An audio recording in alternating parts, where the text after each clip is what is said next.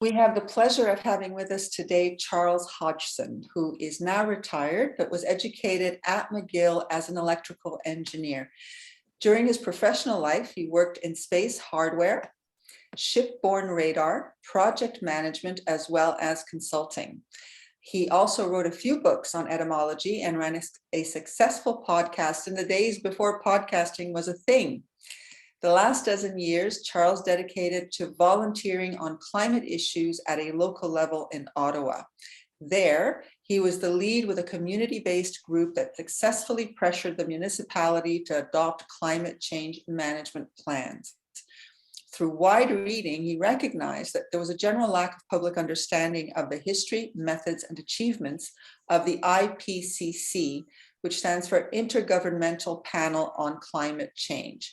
So he produced a graphic novel to fill this important gap. It's entitled Because Ipcc, and you can find the link to that graphic novel in our chat. So welcome, Charles. Thank you so much for taking the time to speak with us. And as they say, the screen is yours. Thank you. Thank you very much, Susan, and thank all of you for attending and allowing me to speak to you today. My introductory paragraph would have just repeated what Susan said, so I'll skip that. But I will start by telling you how I got into this. More than a decade ago, my wife and I hosted a dinner party, and one of my guests was a climate change denier. It was the most unpleasant dinner I've ever had. We argued. I was furious. He had all the answers, and I knew he was wrong, but I couldn't articulate why. I woke up the next day and I was still furious. So I resolved never to lose an argument like that again. I wanted to have all of the facts at my fingertips. I wanted to know the climate file from top to bottom and front to back. So I started a personal project to educate myself. And I learned many things and I became pretty active, as you've just heard. But it was the information about the Ipcc that I felt needed amplification. With climate change, there's a lot of information and disinformation, and it's not always easy to know where the truth lies. So the Intergovernmental Panel on Climate Change represents a unique source of objective truth on climate change. And by the end of my talk, I'm hoping that you'll understand that when you hear about a report that comes from the Ipcc, it's like no other report you've ever heard of. It's not like a report from a think tank or a paper in a scientific journal. An Ipcc report represents a worldwide consensus of the facts of climate change as agreed by virtually every qualified scientist in the world. Even more than that, it's a consensus agreed to by virtually every government in the world. And this consensus has taken place through an official, formal process over and over again for 34 years so far. So I'll start by talking about the world before the Ipcc existed. And to do that, I want to share my screen here.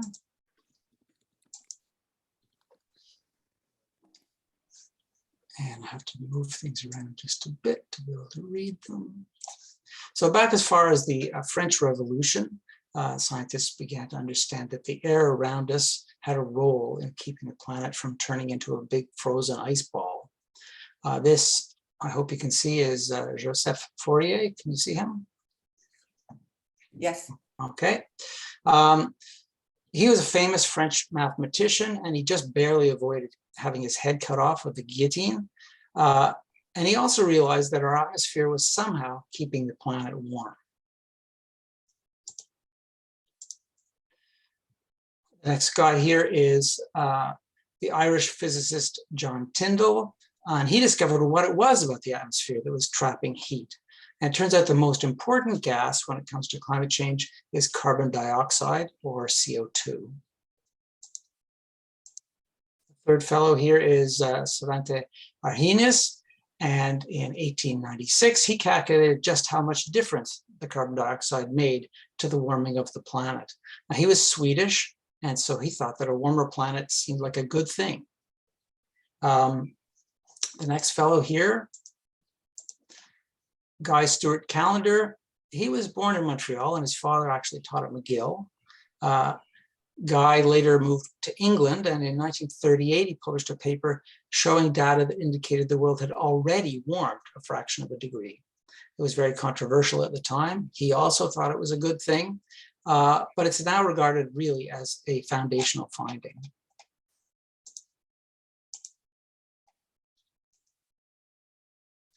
By the 1980s, there was enough scientific and public concern about climate change that two bodies within the United Nations, the World Meteorological Organization and the UN's Environment Program, initiated the Ipcc in 1988. And here's a shot of James Hansen, a NASA climate scientist, testifying before Congress in the US in 1988 that climate change was already detectable. Now, the point I'm trying to make here is that the Ipcc has been in existence for 34 years, and that seems like a long time to study an issue. But in actual fact, scientists have been studying this issue for far longer. They already had some pretty persuasive arguments to establish the Ipcc, and the science was already very solid. The Ipcc has a strong Canadian connection. An Ottawa civil servant named Jim Bruce was given the task of designing the architecture by which the Ipcc would work. And now I would like to stop the screen sharing. If I can do that. No.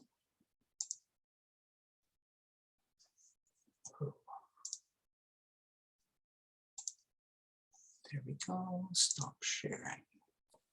Sorry about that. So some of you might already know what I'm about to say, but I think it's worth refreshing.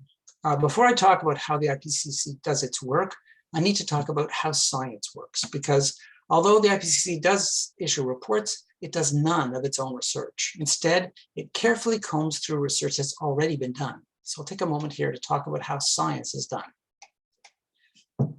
How does an idea of one scientist become what's called scientific orthodoxy? That is, a scientific view shared by the majority of scientists who know about a given topic. That lone scientist is a bit of a myth these days because any published scientific paper invariably has a long list of contributors, but the starting point is the same. And the starting point is a hypothesis. A scientist proposes some relationship with the world or some question they think they can answer, and that's the hypothesis. Then they come up with a reproducible method to gather data that will support or refute their hypothesis. They do their study and they write up the results. In order to let other people know what they've discovered, they publish, and historically in a peer-reviewed scientific journal.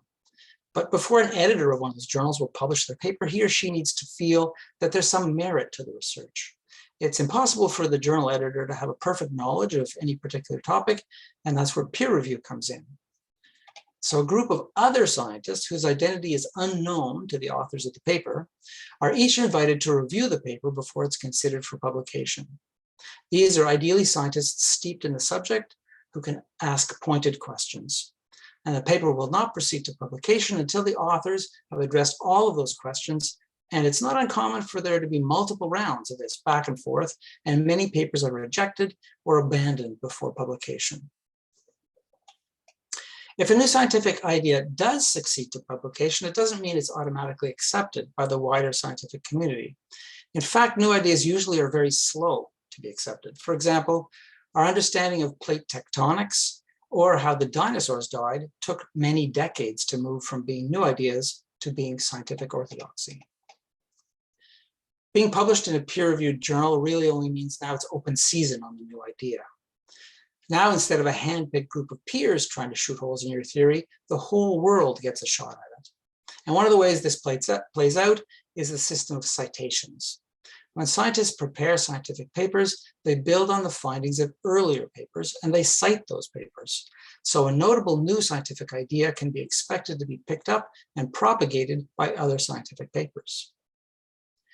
In 1989, a popular author named Bill McKibben wrote a book about climate change called The End of Nature. And he said that at the time, he could pile all the scientific papers that had been written about climate change on his desk. Now, I don't know if that's really true, but what is true is that since that time, there have been hundreds of thousands of scientific studies on climate change, probably more than would fit in Bill McKibben's whole house. The number of studies has expanded so much because people understood climate change as they understood climate change more and more. They also understood that it would have an effect on more and more other things. more reports were undertaken not simply on the physics of the atmosphere, but on things as broadly diverse as economics, health, food systems, military security, and many, many other fields. And it's this huge corpus of scientific knowledge that forms the basis of IPCC reports. The IPCC does not do reports or commission reports itself. It combs through all of these previous papers and boils them down. So let me turn for a minute to who it is who does this boiling down. Who are the IPCC? There are 195 countries who are members of the IPCC. Remember the title, it's the Intergovernmental Panel on Climate Change. Part of the legitimacy of the IPCC is that it represents its members, and its members are practically every government in the world. Let's put 195 countries in perspective. There are 193 members of the United Nations. When you get into the upper 190s in terms of countries, you begin to get into the question of whether this place is actually a country or not. But the IPCC is also scientists. Every member country of the IPCC gets to nominate the scientists who are going to be involved in the reports. So think about that. A country like Saudi Arabia has a very strong interest in what the IPCC might say, since so much of their gross national product, almost all of it, is related to the sale of fossil fuels. Similarly, a country like the Maldives, a small island nation that risks disappearing beneath the waves as the oceans rise, they too have a very strong interest, and they both get to contribute nominees for working on these reports. What's more than that, there are more than 100 observer organizations who also get to nominate authors, scientists. And these also run the gamut from the World Coal Institute to Greenpeace. So everyone gets their say. A hierarchy of authors is settled on, and with scientists from around the world, they take volunteer positions as coordinating lead authors, contributing authors, and expert reviewers. The higher tier of these authors begins by putting out a call for other scientists to bring any relevant reports to their attention. They compile and review all those reports, and they hash out the summaries of what it all means. And because the topic reaches into so many areas of research, and because there are so many studies that have been done, this means that there are hundreds of scientists involved as authors. Once they've hammered out a draft, they share it, and virtually everyone who claims to have qualifications and expertise in the relevant field, they're called on for comments. And just like I explained in scientific journals, where the comments from the peers come in, every one of the comments received on a draft IPCC report has to be addressed. Now, we're in the middle of the set of IPCC assessment reports, and the final one, as I'll mention, comes this fall. So far, the authors of the 6 assessment reports that have come out so far, they've dealt with 170,000 comments from expert reviewers. So they revise the draft based on all those comments, and they do it all again. They get together in plenary sessions. They argue line by line and word by word about the accuracy and meaning of each report. And these things are thousands of pages long. There are all-night sessions. There are hard feelings. But ultimately, there is consensus. And the scientists agree that this is what the known facts say about this or that aspect of climate change. But it doesn't end there. So far, we have virtually every scientist in the world in consensus.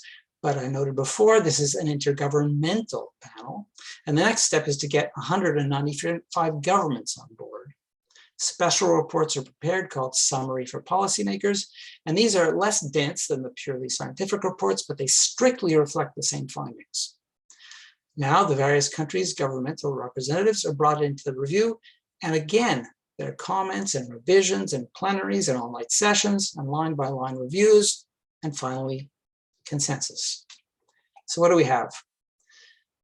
I think we have something pretty special. Reports like no others. Reports into which all of the scientific knowledge in the world has been poured, and on which virtually every scientist in the world has reached consensus, and on which virtually every country in the world has also reached consensus.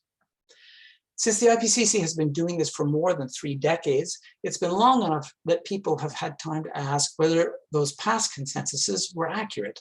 And study after study shows that yes, they've been very accurate. And so that's why I say that the IPCC represents a unique source of objective truth on climate change.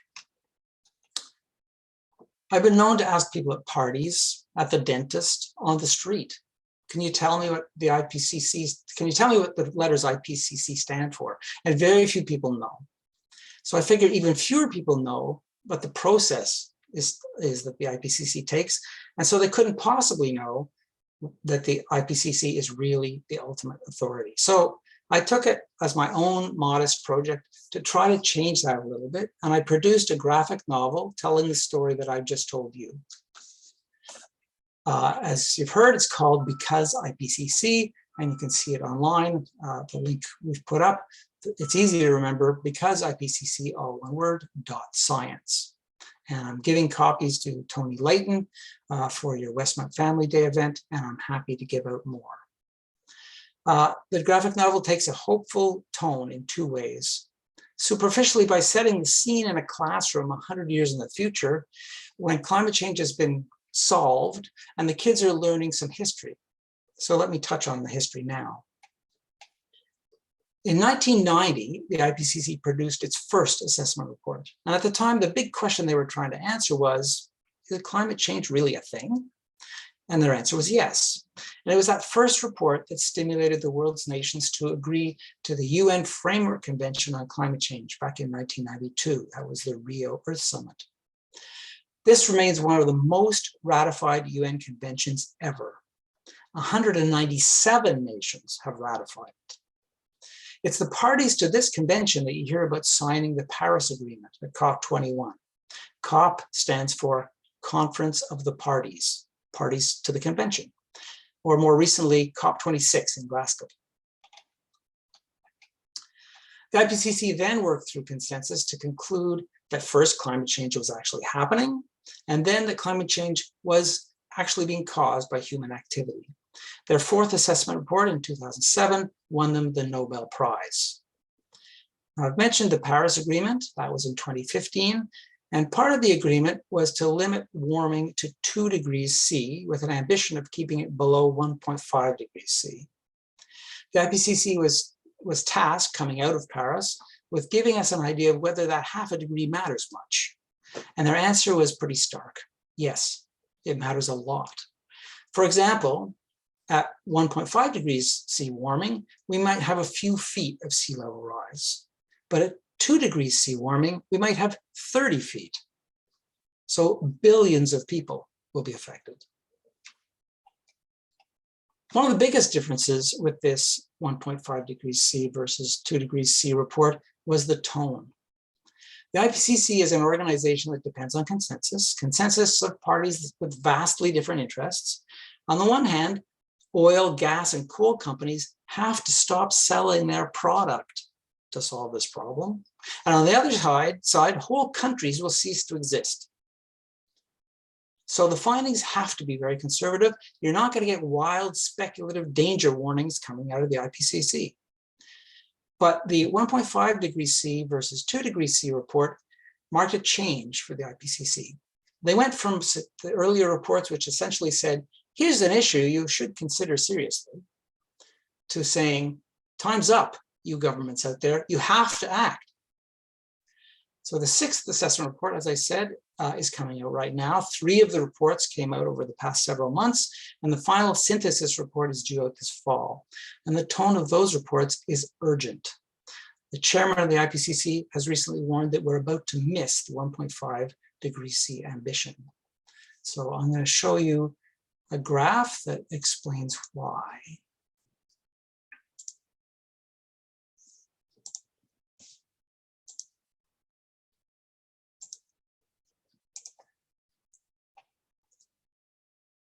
I hope you can see that. It's called the Keeling Curve. Coincidentally, scientists began collecting data on the concentration of carbon dioxide in the atmosphere the same year that I was born. This is the Keeling Curve. It's current to last weekend. It's named after Charles Keeling, who started monitoring CO2. So for my entire lifetime, and I'm 64 now, the concentration of CO2 in the atmosphere has been increasing. Not only increasing, but increasing at an accelerating rate. You can see that the curve is steeper on the right side. So every year, even more CO2 is being pumped into the air than the year before. Decades we've talked about slowing down, even reversing, but we're not slowing down. We're speeding up. Sorry, Charles, we don't see your screen. Oh, my apologies. Thank you, Anne. There we go. Sorry about that. Thank I you. will not reread it. But you can see that on the right side, it's steeper than on the left. And then I'll jump out of the sharing. So I said that the graphic novel is hopeful in two ways, and here's the second, and I think it's the most important hopeful note. Sometimes it seems like no one's doing anything, that nobody cares. And to produce this graphic novel, I hired an artist and her husband, a scriptwriter, and I worked with him to co-author it. But they were two millennials and they were pessimistic about climate change. Partway through the process, the writing process, Hugh Goldring, the scriptwriter, he emailed me and he said, quote, "You've really sold me on the idea that the IPCC is important. I went into this project feeling very cynical about it, but I now sincerely believe that it represents an apex in human achievement." End quote. The IPCC and its achievements are inspiring. The dedication of the scientists should give us hope. People do care, and they're working very hard on this challenge, and we have to work with them. There's lots we can do, but the single most important thing you can do is to tell your politicians that you care about this. We all make phone calls and send emails every day, so please think of committing to contacting a few of your elected representatives. And if you can, tell them that they should take this threat seriously. And as a service organization, I know you can do even more together. So here again, the graphic novel, Because IPCC, the URL is becauseipcc.science. And that's the end of what I have to say, but I'm happy to try to answer some questions. Thank you so much, Charles. Thank you. And in case there are those that didn't hear this, the link for that graphic novel is in the chat box. And let's go into questions. Does anyone have a question? I see Jim F. has a question. Please go ahead. Hi, Charles. Thank you very much. What kind of feedback, for a polite term, do you get from the far right? Does the IPCC get from the far right? Well, there's a few answers to that. The people who are involved in the IPCC include climate deniers. There have been lead authors on certain reports early on who were prominent deniers, and they were invited into the process because they're being, if you have criticism, bring us your facts. And where they have facts, they're incorporated in the reports. So they are part of the consensus. As I said, countries whose main economies depend on fossil fuels, which is the root cause of the problem, they're part of the process. Now, that said, there's always outliers, people who will disagree with anything. And so there's certainly people who still claim that climate change isn't a problem and that sort of thing. But they do not have the kind of pedigree that this organization has. Nowhere near. Thank you, Charles. Glenn, you have a question? Yeah, it's a bit along the same vein. You referred to governments who have a role to play. I'm thinking, for example, the government of Saudi Arabia. Do they impede, or how do they interface? They have some control on who is their representatives, probably in some cases naming their scientists. I'm just wondering how the IPCC works around that sort of political reality.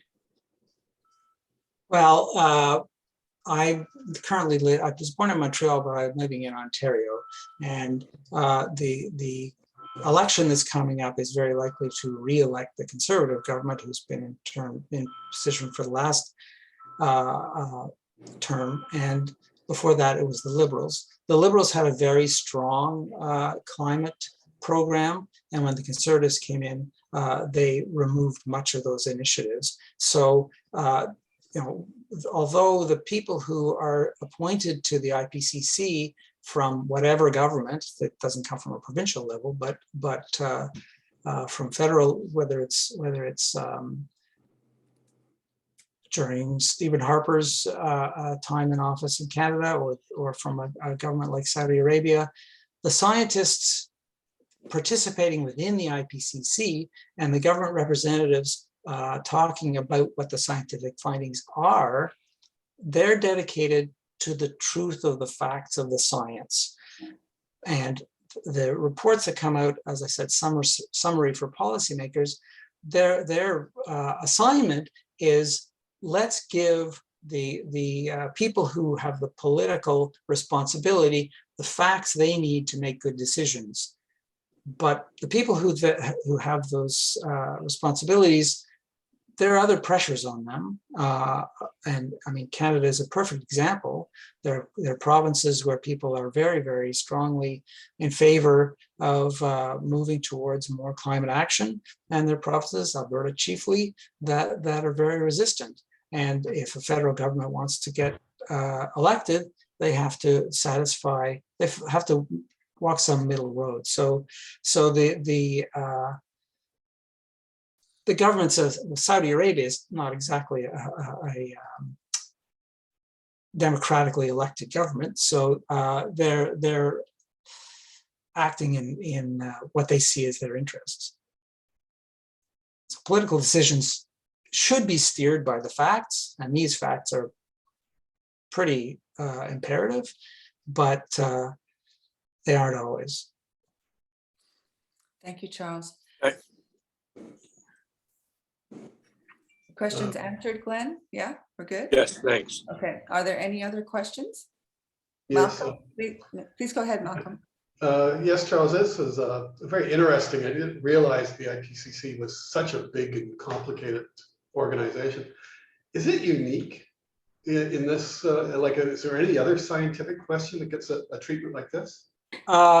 There is sort of a wildlife and biosphere type of initiative too. I'm not as familiar with it, but it's, from what I've seen, it's modeled on the IPCC model. Certainly, the IPCC was the originator, but it's not the only one at this point.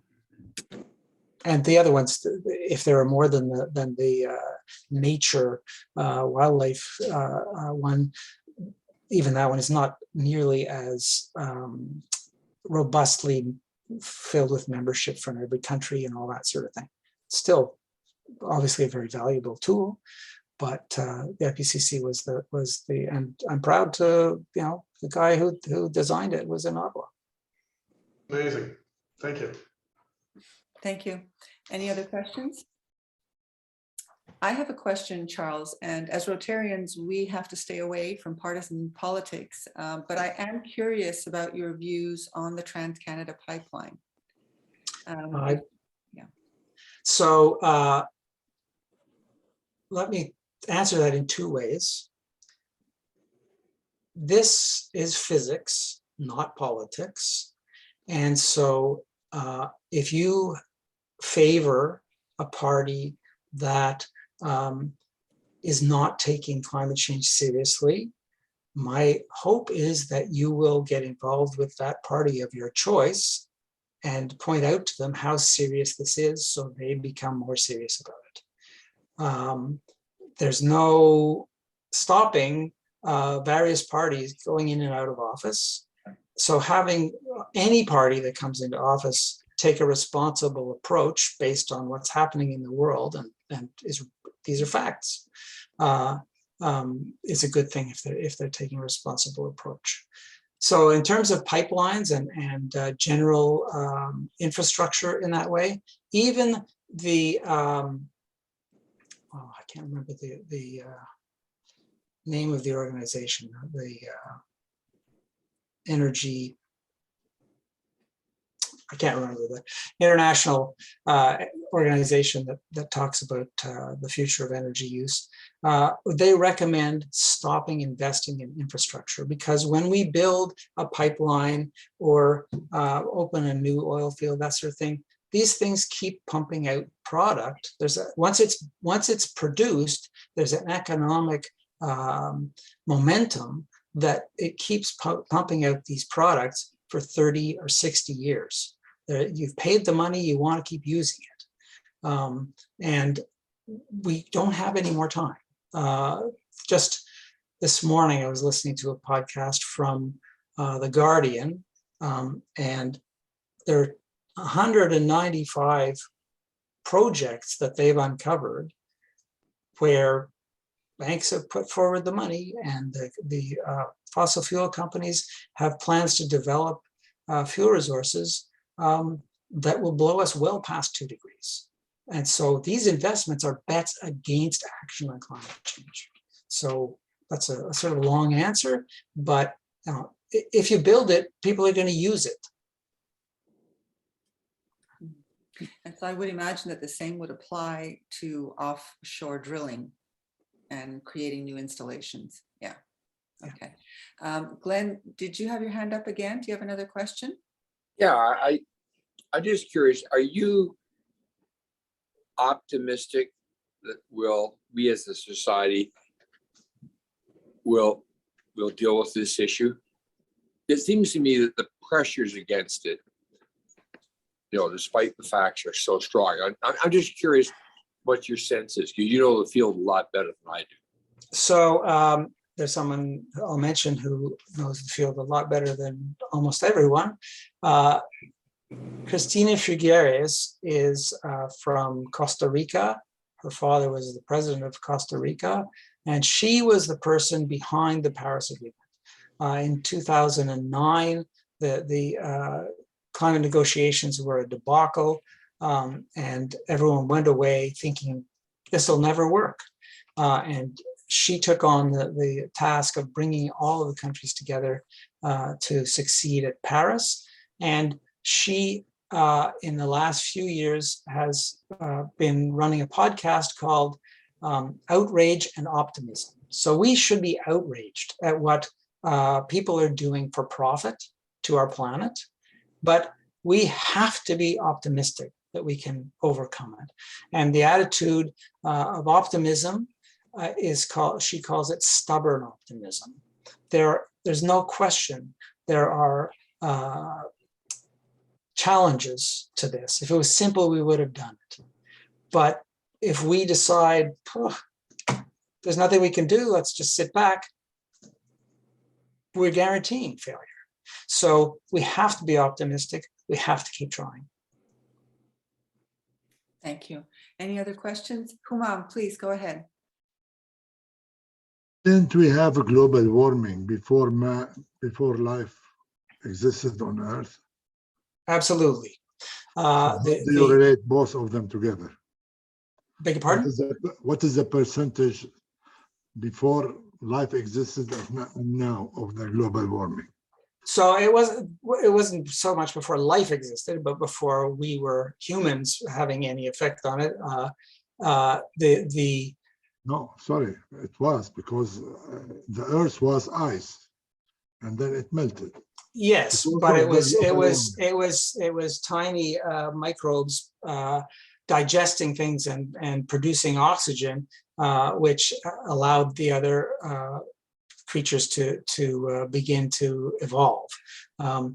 There were many cycles of hot and cold. There have been many ice ages, and there have been times when the planet has been much warmer than it is now. But those haven't been times when we've had civilization around that depended on stability of the environment. And the changes that happened from in those cases took many thousands, sometimes hundreds of thousands of years to occur. And the amount of time that's going by now in the change is so small in comparison to what happens naturally. And the big question is why the planet was going from hot to cold and cold to hot in the past. And they tie that to the wobble of the Earth's axis as it goes around the sun. Just a very small change in the way that the Earth leans towards the sun or away from the sun is enough to get ice growing on the poles. And as the ice gets larger, it reflects more light away from the planet. It also traps more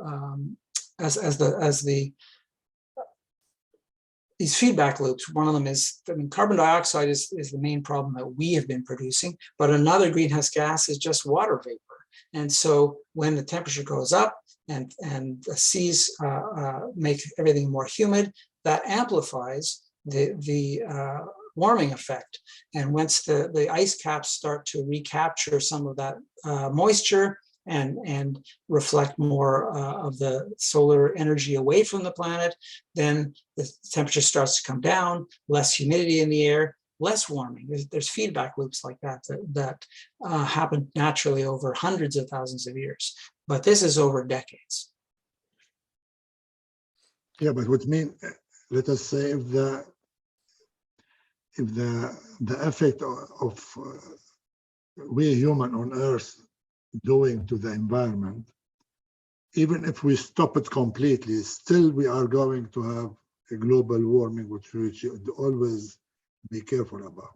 Well, in terms of the natural cycles, the Earth would have been starting into a cooling phase, as I understand it.